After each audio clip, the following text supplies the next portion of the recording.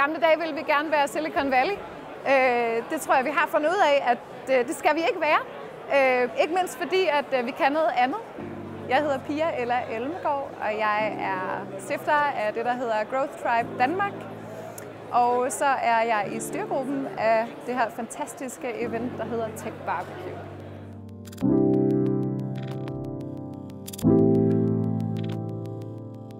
Før i tiden, der var corporates ret bange for startups. Der var sådan en tilbageholdenhed i at arbejde sammen med hinanden og lære hinanden at kende. For 4 år siden var der var ikke lige så mange corporates til stede på Tech Barbecue, det var der ikke. Og de havde heller ikke de her innovationsafdelinger og acceleratorprogrammer endnu. Det er noget, der er kommet til i virkelig høj fart, og det er jo selvfølgelig fordi, at det giver mening at lære hinanden at arbejde sammen. Startups eller digitale virksomheder og vækstvirksomheder har vist os, at vi kan lære rigtig meget af dem. De har vist os, at det er ikke en døgnflue, det er ikke noget, der forsvinder i morgen. Og det er noget, der er kommet for at blive, og noget, der kan have en ret stor effekt på vores store forretning i morgen også. Der er en meget stor efterspørgsel på at lære at arbejde på nye måder. Og med nye måder mener jeg mere datadrevne måder, mere digital. Vi vil gerne prøve at forstå, hvordan vi kan bygge. Vi vil gerne teste vores hypoteser. Vi vil gerne validere vores idéer. Alle arbejder med nye produkter og ny teknologi. Og det betyder, at der er en ret stor bølge mod at arbejde mere med growth hacking, med rapid experimentation, med hypotesevalidering, design thinking og hvad der ellers er derude af fede metoder, som man kan implementere i sin organisation. Det er det, som Amazon gør, det er det, som Facebook gør, det er det, som Spotify og Netflix gør. Vi kan få lov at prøve en måned gratis, eller vi kan få de første 10 credits gratis, så vi lige kan få en smag af, hvad produktet kan og hvad det er for en service. Det er i sig selv en måde at teste sin kundegruppe på. Det er en måde at teste interessen på, og hvad skal prispunktet være, osv. osv. Vi har et voksende behov for en anden type af talent, en anden type medarbejder. Og meget af det, som vi ser, og som vi også har brugt en del af Tech Barbecue på at blive klogere på sammen, handler om, hvad er det egentlig, vi mener, når vi siger talent? Hvad er det egentlig for en type talent, som der er større og større efterspørgsel på i dag?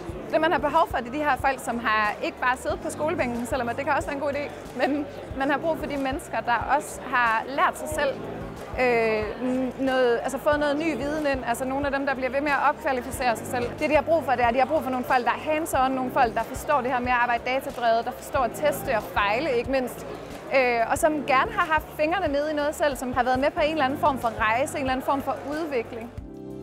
Diversitet er en agenda, som vi ikke kommer udenom, og vi kommer heller ikke til at komme udenom den det næste år, eller måske 3 år eller 5 år. Alle er udfordret af, at vi gerne vil have en bedre ratio mellem mænd og kvinder. Alle vil gerne have et mere divers team og en mere divers organisation, baseret på nationaliteter, sprog og kultur, alder. Vi har det med at ansætte dem, der ligner os selv, og som vi bedst kan forholde os til. Men vi ved jo også godt, at det er ikke det smarteste for virksomheden. Alt peger på, at jo mere diversitet vi har, jo bedre går det faktisk i virksomheden, og jo bedre produkter bygger vi. Noget af det, jeg håber på at se især det nordiske miljø begynde at snakke mere om og fokusere mere på, det er det her med ethical engineering, og at vi ligesom tænker lidt mere over, ikke kun hvordan vi bygger, hvad for noget materiale vi bruger, om det er plastik eller ej, men også at vi tænker over, er det overhovedet noget, vi gerne vil bygge? Er det egentlig,